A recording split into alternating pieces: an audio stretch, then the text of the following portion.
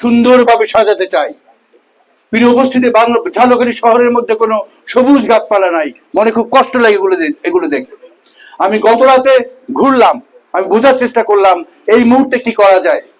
আমি দেখলাম পোস্ট অফিসের পিছনে একটা পুকুর আছে, আমি দেখলাম এইটা জায়গাটার নাম শীতলা খোলার পাশে একটা পুকুর আছে, কাপুরে পট্টিতে পুকুর আছে।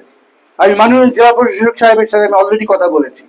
আমি বলেছি এই পুকুরগুলোকে অতি সত্বর পরিষ্কার করা হোক, খনন করা হোক, সুপেয় পানির ব্যবস্থা করা হোক, পুকুরের চারিদিকে ওয়াকওয়ে তৈরি করা হোক, যাতে আমাদের যারা বাবা চাচার বয়সী আছেন, বৃদ্ধ, আমাদের যারা মা বোনেরা আছেন, ওনারা নিরাপদে পুকুরের চারিদিকে সন্ধ্যার পরে হাঁটতে পারেন এবং বুক ভরে শ্বাস দিতে পারেন।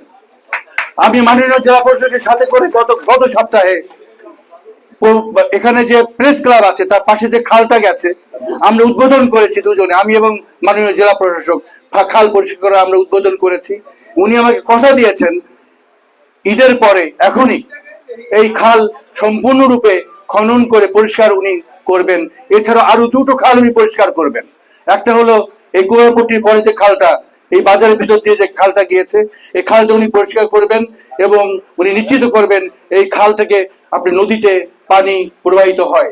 ঝালকাঠিতে 3টি খাল পরিষ্কার করা হবে এবং পানি প্রবাহ নিশ্চিত করা হবে।